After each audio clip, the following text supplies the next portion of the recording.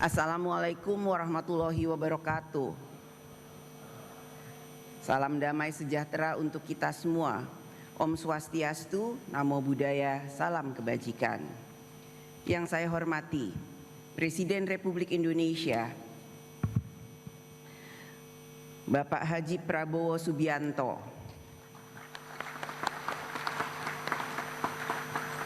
yang saya hormati Wakil Presiden Republik Indonesia Bapak Gibran Rakabuming Raka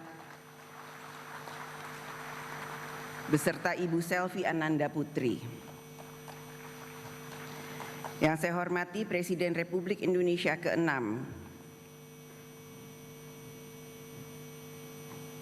Bapak Profesor Dr. Honoris Causa Haji Susilo Bambang Yudhoyono MA.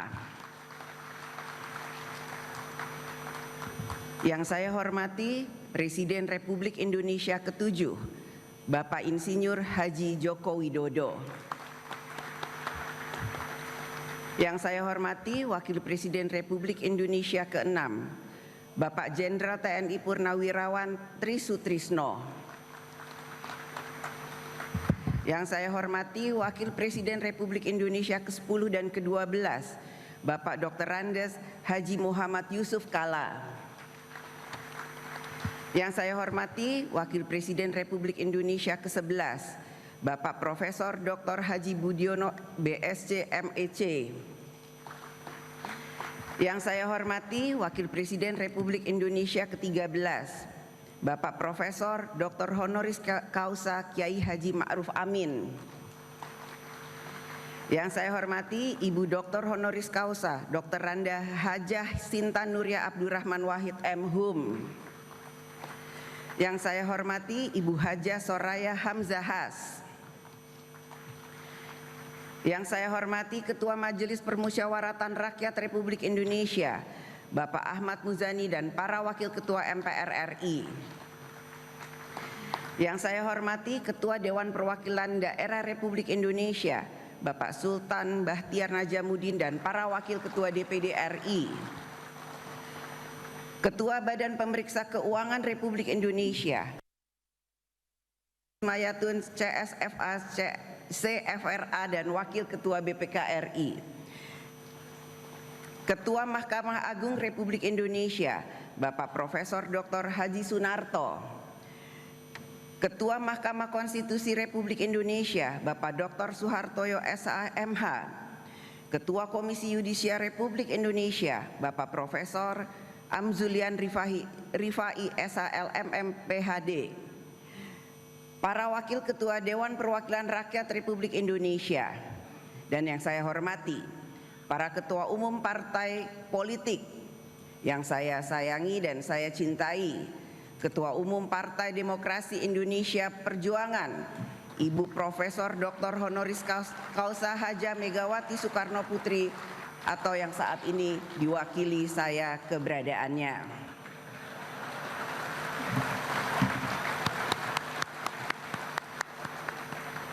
Yang saya hormati Ketua Umum Partai Golongan Karya Bapak Dr. Bahlil Lahadiah. Yang saya hormati Ketua Umum Partai Gerindra Bapak Haji Prabowo Subianto. Yang saya hormati Ketua Umum Partai Nasional Demokrat Bapak Dr. Honoris Causa Dr. Andes Haji Surya Dharma Paloh. Yang saya hormati Ketua Umum Partai Kebangkitan Bangsa Bapak Dr. Honoris Causa Dr. Andes Haji Abdul Muhaimin Iskandar MSI. Yang saya hormati Presiden Partai Keadilan Sejahtera Bapak Dr. Haji Al-Muzamil Yusuf MSI. Yang saya hormati Ketua Umum Partai Amanat Nasional Bapak Dr. Honoris Causa Haji Zulkifli Hasan SEME. Yang saya hormati Ketua Umum Partai Demokrat Bapak Haji Agus Harimurti Yudhoyono MSc MPA MA. Para anggota MPR RI, DPR RI, dan DPD RI yang mulia para duta besar negara sahabat. Pada kesempatan ini hadir pula para ketua parlemen negara ASEAN Yang pertama, His Excellency Tan Sri Dato Dr. Johari Abdul, President of AIPA, Speaker of the House of Representatives Malaysia. Yang kedua, Her Excellency Maria Fernanda Lei, Speaker of National Parliament Democratic Republic of Timor-Leste. Yang ketiga, His Excellency Shah Kiang Peng, Speaker of Parliament Republic of Singapore. Yang keempat, His Excellency Pehin Orang Kaya Sri Lela Dato Sri Setia Awang Haji Abdurrahman bin Dato Setia Haji Muhammad Taib.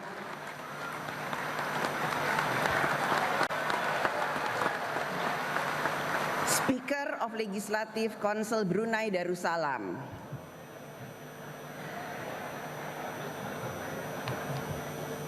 Para Menteri Kabinet Merah Putih, Panglima TNI, Kapolri dan Jaksa Agung, para perwakilan teladan dari seluruh Indonesia, para insan pers, media cetak dan elektronik, para undangan yang berbahagia, serta seluruh rakyat Indonesia yang kami muliakan.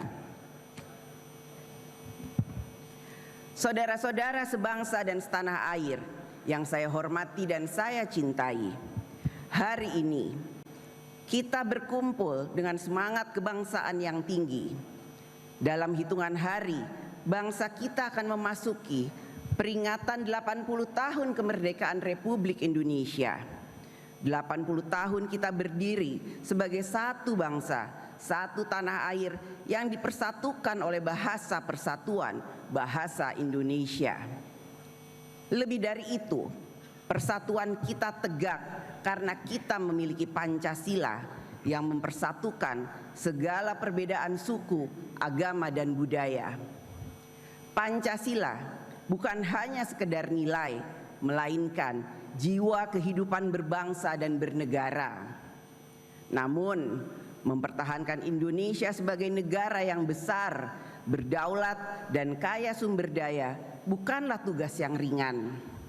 Amanah sejarah ini menuntut hadirnya kekuatan nasional sejati, kekuatan yang mampu menjaga kedaulatan, membangun kemandirian, dan merawat kebudayaan sebagai jati diri bangsa.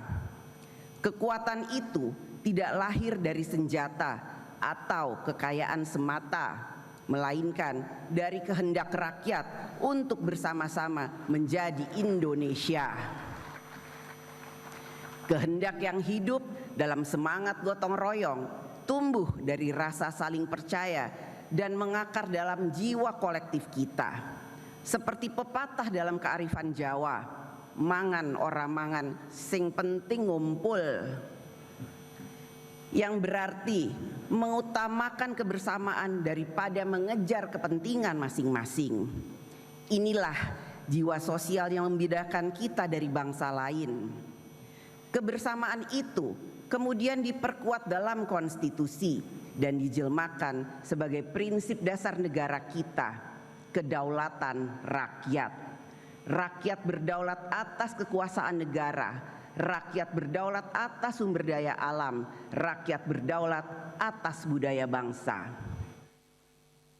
Inilah panggilan sejarah kita hari ini, menegakkan keadilan rakyat sebagai fondasi kekuatan nasional, agar setiap kebijakan, setiap langkah, dan setiap keputusan negara benar-benar berpulang pada kehendak rakyat.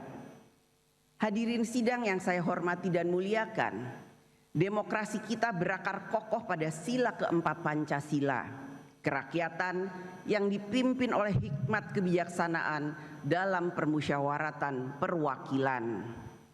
Demokrasi kita adalah demokrasi yang berjiwa gotong royong, mengedepankan kepentingan bersama di atas kepentingan pribadi atau golongan. Demokrasi kita bukan hanya tentang saya, akan tetapi tentang kita. Kita yang berdaulat, kita yang sejahtera, dan kita yang berkebudayaan.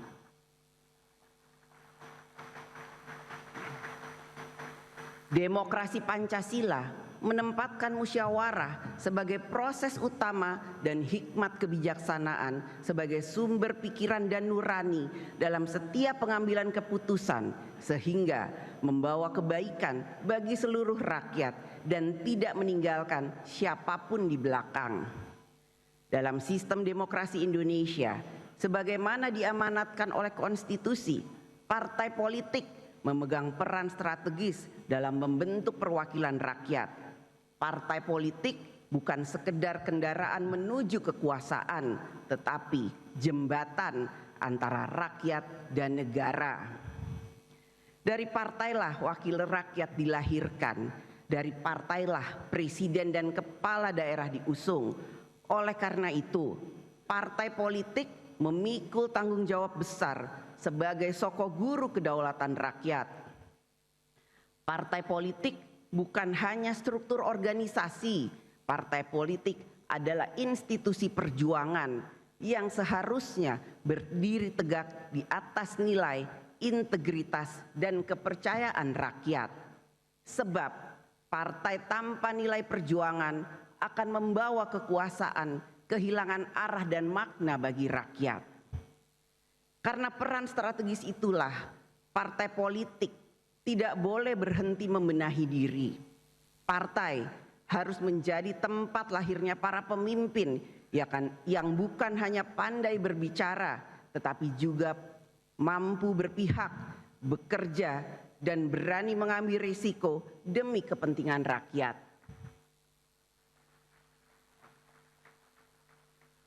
Namun, keberhasilan partai politik dalam menjalankan perannya sangat bergantung pada sistem yang menjadi wadahnya. Sebaik apapun visi dan integritas partai, jika sistem politik, khususnya sistem pemilu, tidak mendukung terwujudnya kedaulatan rakyat secara nyata, maka suara rakyat berisiko terdistorsi. Sistem pemilu kita sebagai sarana utama membentuk perwakilan memang belum sepenuhnya sempurna. Tantangan kita adalah memastikan bahwa sistem ini benar-benar mendekatkan kehendak rakyat dalam menempatkan wakil-wakilnya dan memilih pemimpinnya. Saat ini, demokrasi dalam pemilu kita selain ditentukan oleh garis tangan, juga sering dipengaruhi oleh campur tangan dan buah tangan.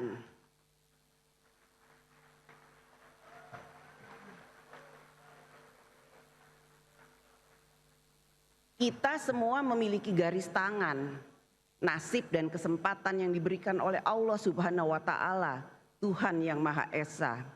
Tetapi tidak semua dari kita memiliki kemampuan yang sama untuk ikut campur dan memberikan buah tangan dalam menentukan arah demokrasi. Inilah kritik sekaligus otokritik terhadap demokrasi dalam pemilu kita. Kita harus terus memperbaiki dan menyempurnakannya. Sebab demokrasi yang kita cita-citakan bukanlah demokrasi campur tangan dan buah tangan, tetapi demokrasi yang memberi kesempatan setara bagi semua warga negara. Marilah kita bangun demokrasi yang menghidupkan harapan rakyat. Demokrasi yang tidak berhenti di bilik suara, tetapi terus tumbuh di ruang-ruang dialog, di dapur rakyat, di balai desa, hingga di gedung parlemen, agar setiap keputusan lahir dari kesadaran bersama, bukan hanya kesepakatan segelintir elit. Dalam demokrasi, rakyat harus memiliki ruang yang luas untuk berserikat, berkumpul, menyatakan pendapat, dan menyampaikan kritik. Ini, kritik rakyat hadir dalam berbagai bentuk yang kreatif dan memanfaatkan kemajuan teknologi, khususnya media sosial sebagai corong suara publik. Ungkapan tersebut dapat berupa kalimat singkat seperti kabur saja dulu, sindiran tajam, Indonesia gelap, lelucon politik, negara Konoha, hingga simbol-simbol baru seperti bendera One Piece dan banyak lagi yang menyebar luas di ruang digital. Fenomena ini menunjukkan bahwa aspirasi dan keresahan rakyat kini disampaikan dengan bahasa zaman mereka sendiri. Bagi para pemegang kekuasaan, semua suara rakyat yang kita dengar bukanlah sekedar kata atau gambar. Di balik setiap kata ada pesan, di balik setiap pesan ada keresahan, dan di balik keresahan itu ada harapan.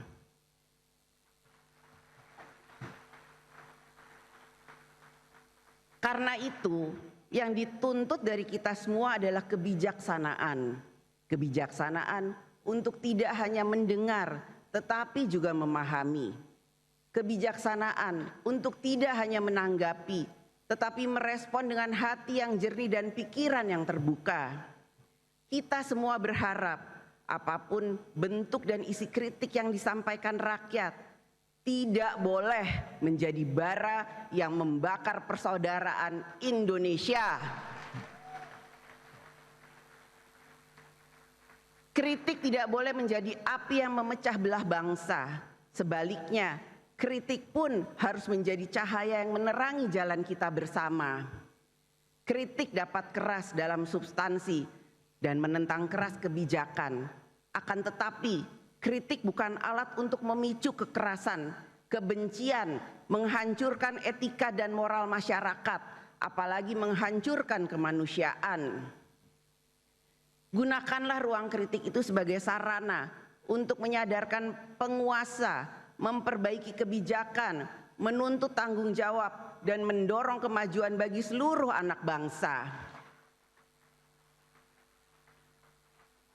Hadirin sidang yang saya hormati dan muliakan, kekuasaan eksekutif, legislatif, dan yudikatif harus dibagi.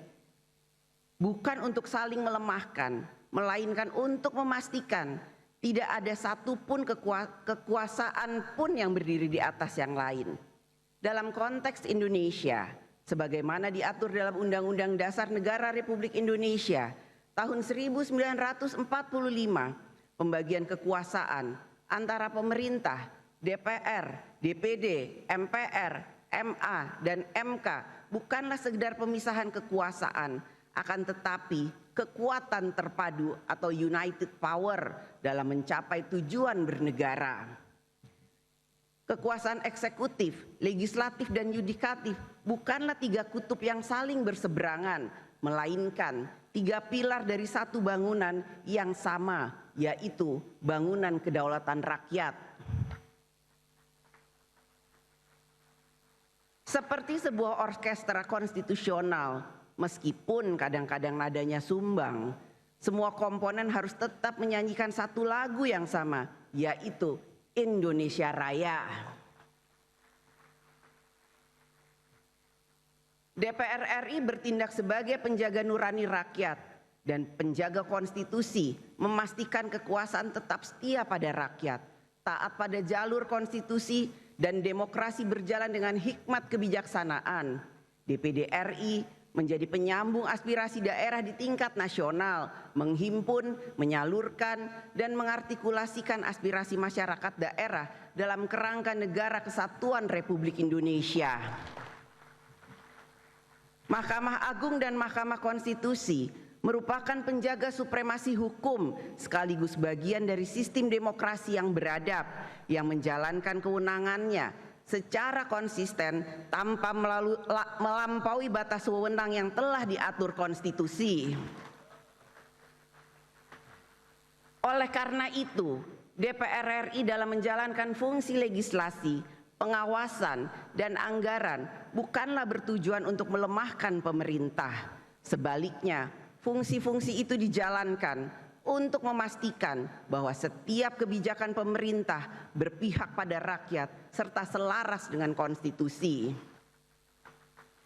DPR RI dan pemerintah adalah mitra konstitusional dalam menjalankan amanat Undang-Undang Dasar Negara Republik Indonesia 1945 dan seluruh peraturan perundang-undangan yang menjadi pedoman kehidupan berbangsa dan bernegara. Hadirin sidang yang saya hormati dan muliakan, kekuasaan selalu bersinggungan dengan realitas politik, gejolak sosial, tekanan ekonomi, dinamika global, dan berbagai tantangan lain yang hidup di masyarakat. Karena itu, kekuasaan bukan sekedar urusan organisasi atau kewenangan. Kekuasaan adalah soal bagaimana kekuasaan dijalankan dengan nilai, dengan etika, dan dengan tanggung jawab nyata kepada rakyat. Kekuasaan adalah alat, bukan tujuan. Alat untuk menghapus kemiskinan, memajukan keterbelakangan, dan memberi kepastian hidup yang lebih layak bagi seluruh rakyat Indonesia. Dengan segala sumber daya yang dimiliki, mulai dari birokrasi, anggaran, sumber daya alam, hingga kewenangan, rakyat menaruh harapan besar bahwa negara akan selalu hadir secara nyata. Hadir bukan hanya di baliho, bukan hanya di pidato, tetapi hadir di sawah, di sekolah, di rumah sakit, dan di kampung-kampung yang menanti keadilan sosial. Inilah mandat utama bagi kita semua, para pemegang amanat kekuasaan, baik eksekutif, legislatif maupun yudikatif, yaitu menghadirkan kebijakan negara yang benar-benar melayani dan menyejahterakan rakyat. Bagi rakyat yang membutuhkan kehadiran negara dalam menyelesaikan persoalan hidupnya, menunggu 1 hari saja terasa sangat lama. Tetapi bagi kita, para pemangku kekuasaan di DPR RI dan di pemerintah, membahas dan mencari solusi atas persoalan rakyat seringkali berlangsung berhari-hari, berbulan-bulan, bahkan bertahun-tahun. Akibatnya rakyat harus menunggu. Jangan biarkan rakyat menunggu. Negara harus hadir secepat mungkin dalam menyelesaikan urusan rakyat. Pada kesempatan yang baik ini, izinkan kami DPR RI menyampaikan apresiasi setinggi-tingginya atas inisiatif Presiden Prabowo Subianto yang dalam waktu singkat telah menyelesaikan atau merespon cepat sejumlah persoalan strategis dan menyentuh langsung kepentingan rakyat. Di antaranya, pencabutan izin tambang di kawasan Geopark Raja Ampat,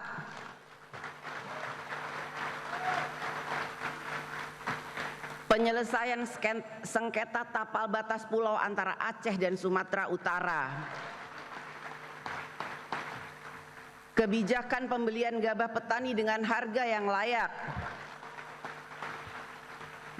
dan berbagai kebijakan lain yang dijalankan melalui program Astacita.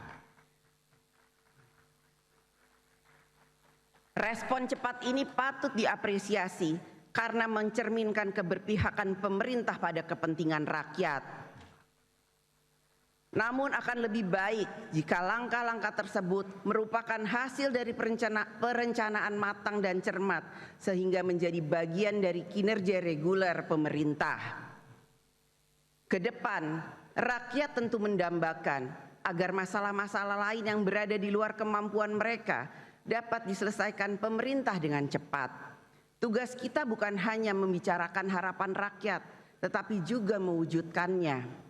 Pemerintah dalam menjalankan kekuasaannya harus senantiasa mawas diri, sebab kekuasaan sejatinya adalah untuk melayani, membantu, dan memberdayakan rakyat.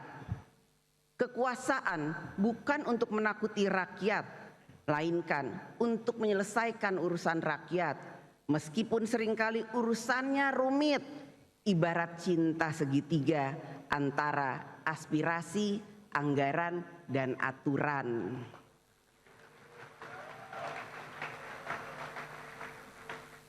Namun, serumit-rumitnya cinta segitiga itu selalu ada saja jalan untuk menemukan solusi yang terbaik bagi bangsa dan negara.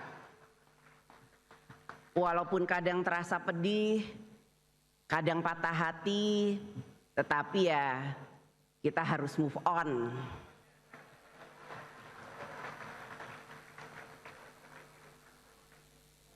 Hadirin sidang yang saya hormati dan muliakan, hari ini kita dihadapkan pada ketegangan dan konflik geopolitik, perang dagang, krisis iklim dan energi, ketimpangan ekonomi dan yang semakin tajam, disrupsi teknologi, serta pergeseran kekuatan global. Indonesia, seperti banyak negara lainnya, berada di dalam pusaran global tersebut. Karena itu, kita harus memiliki pijakan yang kokoh dan arah yang jelas dalam memenangkan kepentingan bangsa dan negara. Kita memerlukan pondasi kedaulatan, kemandirian dan kebangsaan agar kita mampu berdiri tegak di tengah perubahan dunia tanpa kehilangan cita-cita dan jati diri bangsa. Pondasi kedaulatan tidak hanya berarti menjaga batas wilayah, tetapi juga memastikan arah kebijakan luar negeri dan ekonomi nasional ditentukan secara mandiri. Dalam dunia multipolar saat ini, Indonesia harus menempatkan diri secara strategis untuk memperjuangkan kepentingan nasional di forum-forum internasional, mulai dari isu lingkungan, ekonomi, geopolitik, perdagangan global, hingga tata kelola dunia yang lebih adil. Memperkuat pondasi kemandirian bukan berarti menutup diri dari dunia, melainkan membangun kekuatan domestik agar tidak rapuh menghadapi tekanan eksternal. Kemandirian ini menuntut langkah nyata, membangun kemandirian pangan, energi, manufaktur, dan teknologi strategis.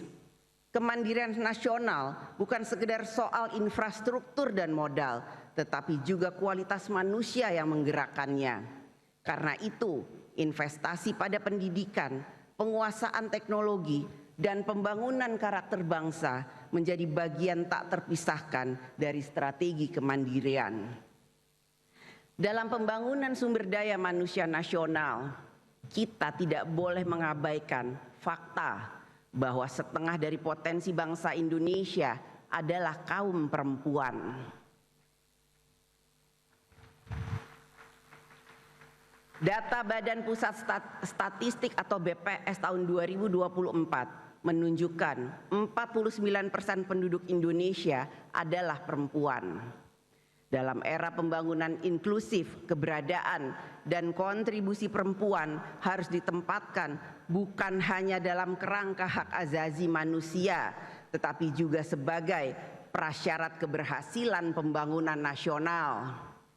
Hakikat pembangunan adalah membebaskan manusia dari belenggu ketidakadilan, kemiskinan, dan ketertinggalan. Karena itu, laki-laki dan perempuan harus sama-sama terbebas dari belenggu tersebut dan sama-sama meraih kesejahteraan. Bukan hanya laki-laki saja atau perempuan saja, tetapi laki-laki dan perempuan yang harus sejahtera. Saat ini, keterwakilan perempuan di DPR RI periode tahun 2024 sampai 2029 mencapai rekor tertinggi sepanjang sejarah, yaitu sekitar 21,9% atau 127 dari 580 anggota DPR. Ini adalah kemajuan yang patut diapresiasi. Namun masih jauh dari target ideal minimal 30% keterwakilan perempuan di lembaga legislatif, sebagaimana semangat afirmasi kesetaraan gender dalam politik Indonesia. Suara perempuan adalah nada asli yang ikut membentuk simfoni kehidupan bangsa. Tanpa nada itu, melodi peradaban akan kehilangan harmoni, hanya seperti denting yang tak pernah menjadi lagu.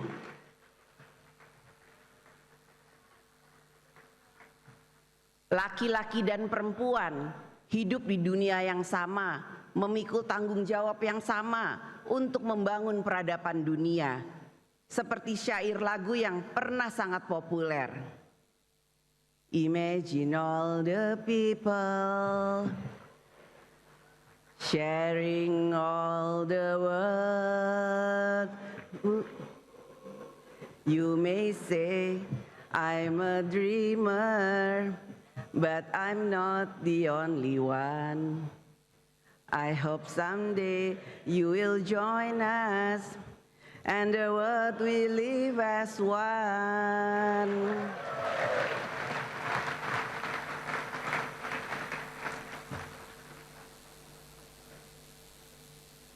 Begitulah seharusnya kita membayangkan tempat di mana perempuan dan laki-laki berbagi ruang, berbagi kuasa, dan berbagi tanggung jawab untuk kemajuan bersama. Perempuan juga berhak menduduki jabatan publik dan negara di semua tingkatannya.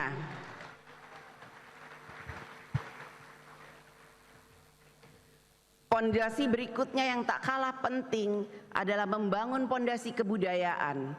Kebudayaan bukan sekedar menjaga warisan masa lalu, melainkan juga sebagai upaya memperkuat jiwa kolektif yang menyatukan dan memberi arah moral bagi bangsa kita.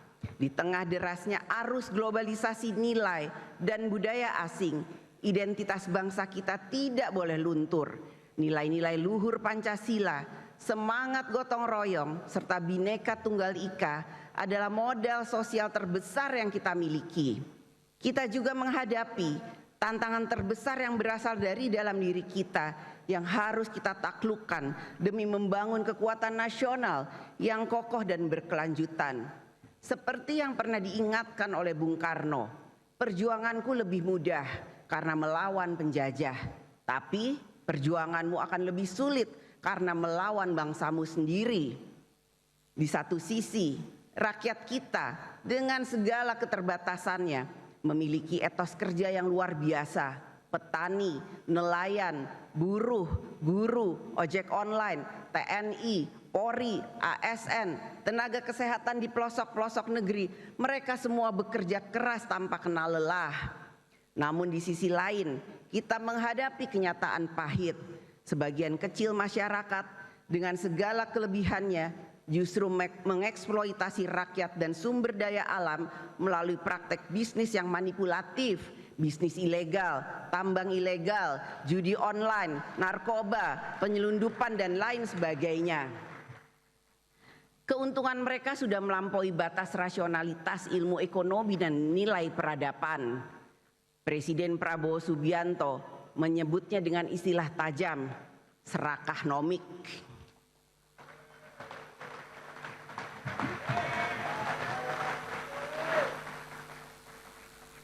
Sebuah perilaku serakah yang merusak sendi-sendi kehidupan berbangsa dan bernegara. Ini adalah persoalan serius yang harus kita hadapi bersama. Menghadapi tantangan ini, kita membutuhkan pendekatan yang komprehensif, meliputi politik, ekonomi, hukum, budaya, dan komitmen bersama seluruh elemen bangsa.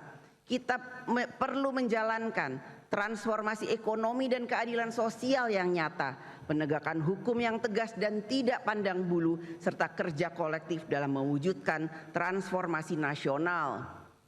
Dengan kebersamaan dan tekad bulat, kita yakin bahwa kita mampu memperkuat pondasi nasional yang akan menjadi kekuatan demi mewujudkan Indonesia yang adil, maju, dan berdaulat. Saudara-saudaraku sebangsa dan setanah air, tahun 2045 akan menjadi tonggak bersejarah saat Indonesia merayakan 100 tahun kemerdekaan. Perayaan ini bukan sekedar momentum ulang tahun, tetapi juga menjadi titik awal dari Indonesia emas, sebuah era kejayaan dan kemajuan bangsa yang kita impikan bersama. Pada tahun 2045, jumlah penduduk Indonesia diperkirakan mencapai 324 juta jiwa, menjadikan kita negara dengan populasi terbesar ke-6 di dunia.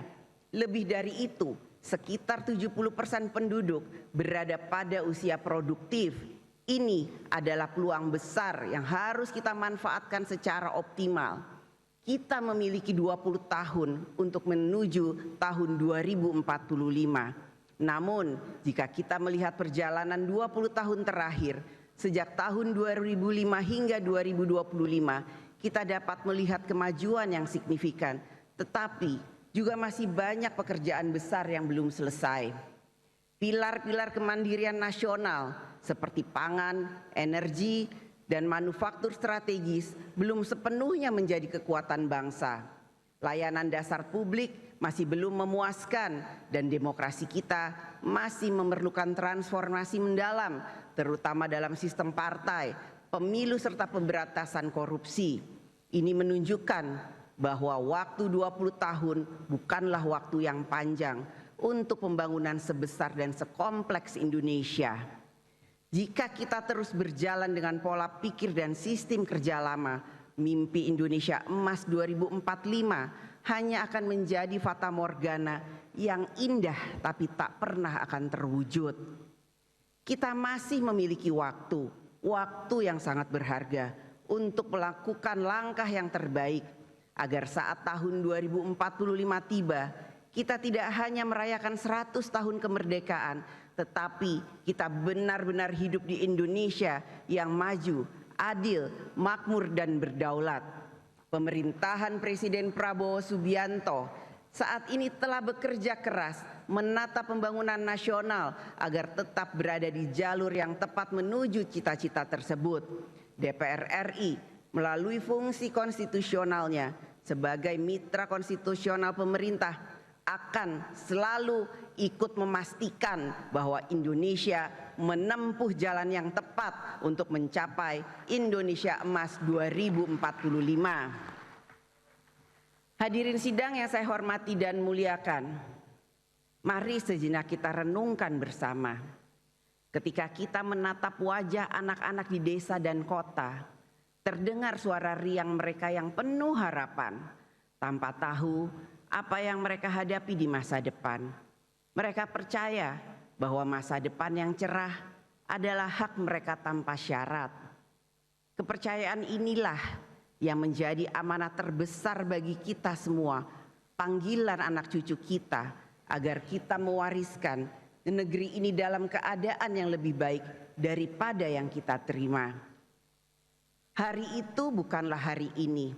Kata-kata ini mengingatkan kita bahwa kita masih memiliki waktu untuk menunaikan panggilan sejarah, untuk membuat kebijakan hari ini yang akan menjamin masa depan Indonesia yang cerah, bermartabat dan hebat. Mari kita jalankan amanah ini dengan tekad yang kuat, dengan kerja keras tanpa henti dan melayani rakyat dengan sepenuh hati. Jangan biarkan rakyat menunggu, karena setiap hari adalah kesempatan untuk memperbaiki dan membangun Indonesia. Dengan semangat itu, kita akan sampai di era Indonesia Emas 2045, bukan sebagai sekedar harapan, tetapi sebagai kenyataan yang akan kita raih bersama. Hari itu bukanlah hari ini. Kita masih memiliki kesempatan untuk menciptakan masa depan Indonesia yang lebih baik. Indonesia Emas bukanlah mimpi semu, melainkan janji luhur yang kita perjuangkan bersama. Dirgahayu ke-80 Republik Indonesia, Indonesia tanah pusaka, pusaka kita semuanya. Marilah kita mendoa untuk Indonesia bahagia. Merdeka! Merdeka!